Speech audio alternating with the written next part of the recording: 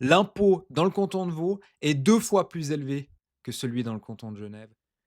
Ah, la fiscalité, un sujet technique, un sujet parfois considéré comme chiant, mais un sujet ô combien important car tous les bosseurs sont concernés par l'impôt.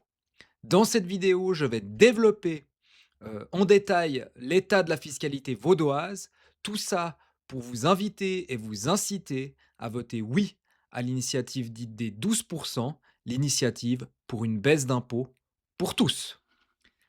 Alors je vais vous présenter l'état de la fiscalité vaudoise de la façon suivante, avec différents faits concrets, établis et sourcés qui démontrent l'état de la fiscalité vaudoise en perspective comparative avec les autres cantons. Alors commençons assez simplement avec le taux de fiscalité du canton de Vaud, hein, le pire taux en Suisse en comparaison intercantonale, même avec les cantons romans qui, eux, ont fait des efforts, je le montrerai après, hein, que ce soit Genève, Fribourg, Neuchâtel, le Valais, sont tous des cantons où la fiscalité pour une personne seule, célibataire, est moins élevée que dans le canton de Vaud, qui est le canton le plus taxatoire de Suisse et on peut le qualifier sans aucune, honte d'enfer fiscal, au même titre finalement que son voisin français.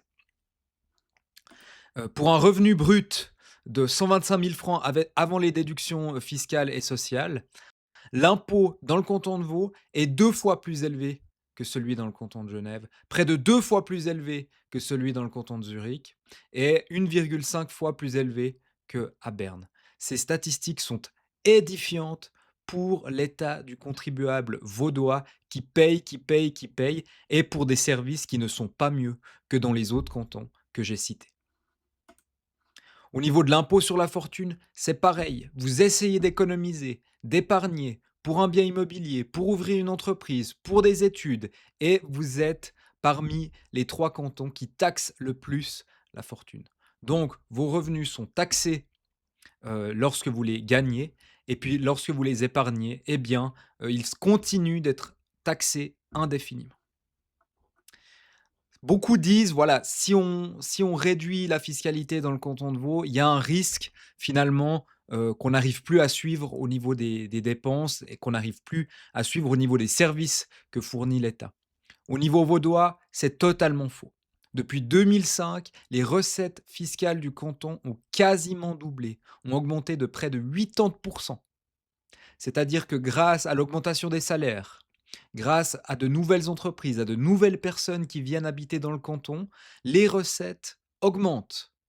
Les dépenses, elles, augmentent encore plus vite. Et c'est pour ça que l'initiative des 12% vient mettre un frein à cette augmentation des dépenses. Bien évidemment, il y a différentes organisations qui s'occupent de mettre, de créer des barèmes fiscaux pour faire des comparaisons, pour créer des index de liberté individuelle. Et le canton de Vaud est dans une position qui empire d'année en année. Et sa position fiscale, évidemment, euh, comporte des risques parce que, eh bien, on a non seulement un risque d'exode des contribuables vaudois, hein, que ce soit au niveau du travail, mais aussi de l'habitat, qui partiraient sur Genève, qui partiraient habiter en Valais, qui partiraient travailler dans le canton de Fribourg. Et je l'utilise au conditionnel, mais ce sont des faits.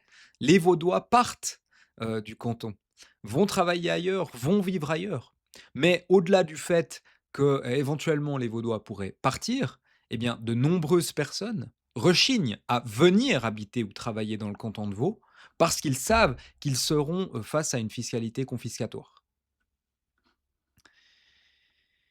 Alors je vous épargne une fois encore la chronologie finalement, du lancement de l'initiative pour une baisse d'impôts, heu, mais on arrive sur 18 ans d'excédents, hein, depuis 2008, des excédents qui s'enchaînent, donc c'est pour ça que finalement il y a eu ce projet de lancer une initiative pour baisser la fiscalité.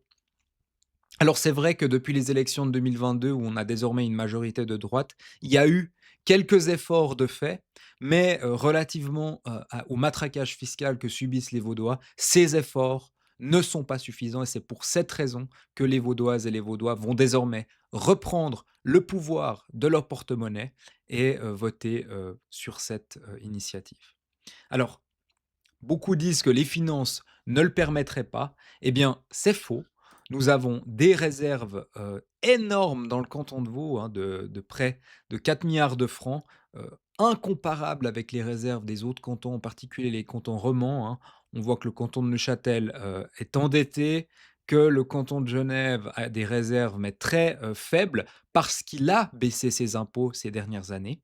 Le canton de Vaud, lui, continue de stocker de l'argent, l'argent des contribuables, l'argent qui a été gagné, le fruit de travail, et refuse de, baisser les impôts, outre mesure.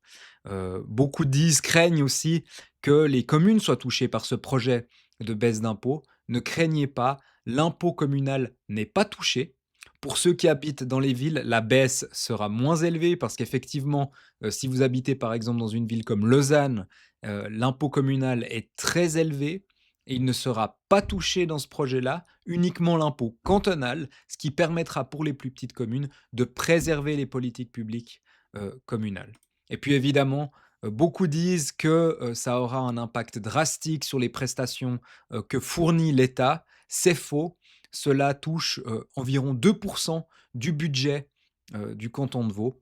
272 millions sur un budget de plus de 12,2 milliards, budget qui a augmenté de plus de 1,2 milliard ces dernières années, principalement pour des dépenses non pas d'investissement qui pourraient bénéficier à tout le monde, mais pour des dépenses de fonctionnement, pour sa propre reproduction et agrandissement, raison pour laquelle il faut absolument mettre un frein à cette, augmentation d'impôts. Évidemment, il y a aussi la question de la clause guillotine qui a été, lourdement, débattue, jusqu'au tribunal fédéral qui a rendu la décision, décision qui impose le lien conditionnel entre les 2 objets. Ce qui veut dire que si on accepte la baisse d'impôt de 12, la réforme du bouclier fiscal qui a été votée par le Grand Conseil sera annulée, alors que si on maintient le statu quo fiscal, c'est-à-dire qu'on reste le canton le plus taxatoire de Suisse, eh bien le bouclier fiscal est renforcé. Renforcé, ça veut dire que, on ne pourrait pas payer plus de 60 de son revenu annuel en impôts dans le canton de Vaud. Alors qu'aujourd'hui, certains individus peuvent payer jusqu'à, plus de 60 de leurs revenus chaque année en impôts parce qu'ils ont une fortune élevée, soit parce qu'ils ont des biens immobiliers ou alors parce qu'ils ont des entreprises. Dans tous les cas, si, l'initiative est acceptée, l'annulation de la réforme du bouclier fiscal fera que le canton de Vaud, sera, inconstitutionnel. Parce que le tribunal fédéral a aussi dit dans un arrêt précédent qu'on ne peut pas taxer ses contribuables au-dessus de 60, faute de quoi cette taxation devient confiscatoire. Donc le Grand Conseil sera obligé de revenir avec un nouveau projet, de réforme du bouclier fiscal, si, la réforme sur l'imposition passe, raison pour laquelle ceux qui vous disent qu'il ne faut pas accepter, ce projet parce que ça aura un risque, pardon, sur le bouclier fiscal, se trompent. Et puis pour terminer, peut-être une petite comparaison sur les évolutions qu'on a eues ces derniers, mois et années dans les cantons romans, avec des efforts qui ont été faits à la fois dans le canton de Genève, mais aussi dans le canton de Neuchâtel, qui ont baissé les impôts et cela a eu des impacts positifs sur la natalité, sur la création d'emplois, sur le pouvoir d'achat et sur finalement la création d'entreprises et l'innovation.